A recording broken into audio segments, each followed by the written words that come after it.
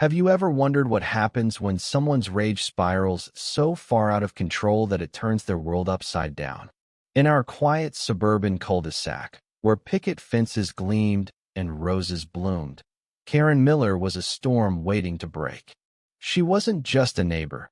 She was a force of nature, her presence as heavy as her frame, her face twisted into a permanent scowl that could make even the bravest dog tuck its tail and run. Her voice, sharp and commanding, echoed through the neighborhood like a siren, always demanding, always accusing. Karen had a reputation. She was the woman who'd scream at kids for riding bikes too close to her lawn, who'd bang on doors over a single leaf falling from someone else's tree. But this time, she crossed a line that would unravel her carefully constructed kingdom of complaints. It started on a sweltering July afternoon, the kind where the air felt like a wet blanket and tempers flared as fast as the heat. My wife, Lena, had just installed a new lock on our front gate. Our little Havana modest house with a garden we'd poured our hearts into as our sanctuary from the chaos of the world. But Karen saw our gate as a personal affront.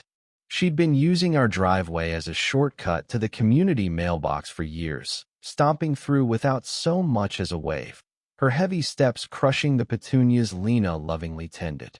When Lena politely asked her to stop, Karen's face turned crimson, her eyes narrowing into slits. "This is a public street," she bellowed, though our driveway was anything but. Lena, calm as ever, simply smiled and said, "Not anymore." That's when the lock went up. The next morning, I was sipping coffee on the porch when Karen stormed up, her fists clenched, her breath heaving like she'd run a marathon. She rattled the gate, her voice a venomous hiss. "Open this right now, or I'll call the cops." I raised an eyebrow, trying to keep my cool. "Karen, it's our property. You can't just walk through." Her face contorted, a mix of fury and disbelief, as if the world had conspired against her. She whipped out her phone, dialed 911, and screeched into it about illegal barricades and harassment. I stood there, stunned, as she painted herself the victim of some grand injustice. Lena, hearing the commotion, stepped outside, her eyes wide but her resolve unshaken. "Let her call," she whispered to me. "She's digging her own grave." 5 minutes later, 2 police cruisers pulled up, their lights flashing lazily in the morning sun. Karen's triumphant smirk faltered when the officers didn't immediately swarm our gate. Instead, they approached her, their faces unreadable. "Ma'am," one officer said, his voice calm but firm, "we need to talk about your call." Karen's jaw dropped. "What? I'm the one being harassed. They locked me out." The officer raised a hand, silencing her. "We'll get to that. But first, we need to address the other issue." "Other issue?" My heart raced. What was happening? That's when the twist came, sharp and unexpected, like a plot twist in a movie you didn't see coming. A third car pulled up, not a cruiser, but an unmarked sedan. Out stepped a woman, mid-40s, with a no-nonsense air and a badge clipped to her belt. She introduced herself as Detective Ramirez, and her eyes locked onto Karen like a hawk spotting prey. "Ms. Miller," she said, her voice cutting through Karen's bluster, "we've been looking for you." The neighborhood, usually buzzing with gossip, fell silent. Even the birds seemed to hold their breath. It turned out Karen wasn't just a neighborhood nuisance. For months, she'd been running an illegal side hustle, selling prescription meds from her garage to anyone with cash. The police had been building a case, tracking her calls, her visitors, her every move. Her 911 call about her gate, it wasn't just a tantrum, it was the final ping that led them straight to her. The irony was almost poetic. Karen, so eager to wield authority, had unwittingly called the law down on herself. The officers asked to search her property, and Karen, her face now pale, stammered objections. But they had a warrant, and within minutes, they were pulling bags of pills from her garage, each one a nail in the coffin of her self-righteous facade. Lena and I watched, dumbfounded, as Karen's empire of complaints crumbled. The neighbors, drawn by the flashing lights, gathered in clusters, whispering. Mrs. Thompson, the sweet old lady who lived across the street, stepped forward, her frail frame trembling with a courage I'd never seen. "She tried to sell me painkillers last month," she said, her voice steady despite her age. "Told me I'd need them for my arthritis." I said no, but she wouldn't stop pushing.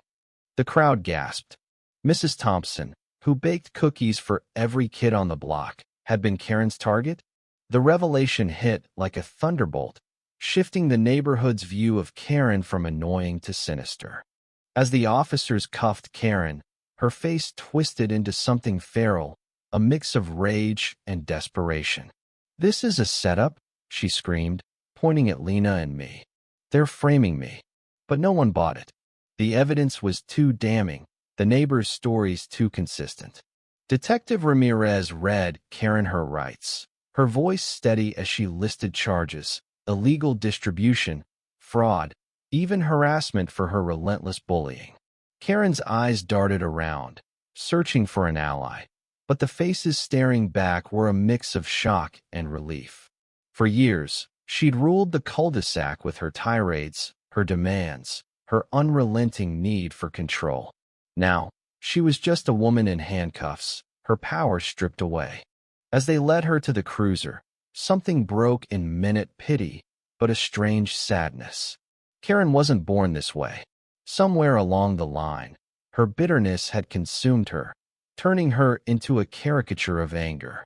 Maybe it was loneliness, maybe it was fear, but whatever it was, it had led her here, to this moment of reckoning.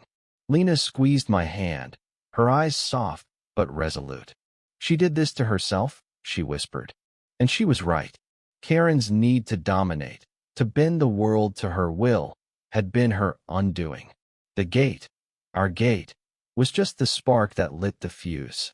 The days that followed were quieter. The neighborhood felt lighter, like a storm had passed. Mrs. Thompson brought us cookies, her smile brighter than I'd ever seen. Other neighbors shared their own Karen stories: how she'd threatened to sue over a barking dog, how she demanded a family repaint their house because the color offended her.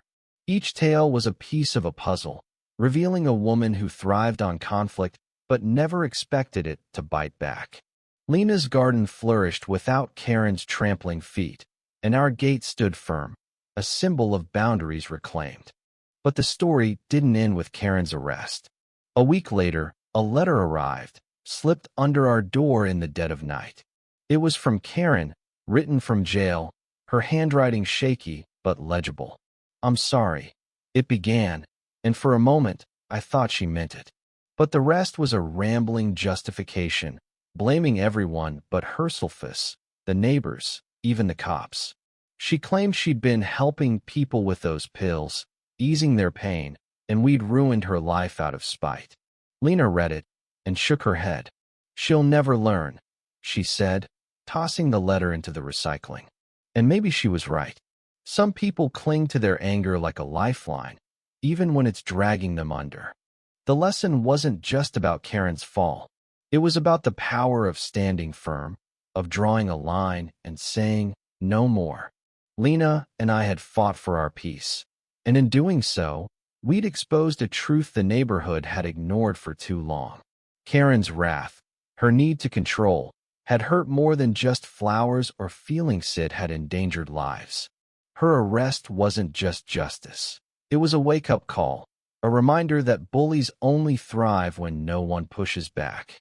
As the sun set on our cul-de-sac, painting the sky in hues of orange and pink, I looked at Lena, her hands dirty from tending her petunias. She smiled, and for the first time in months, I felt like we could breathe. Karen's reign was over, her fury no match for the quiet strength of a community that finally said enough. The gate was locked, the flowers were blooming, and the neighborhood was ours again. Yendi.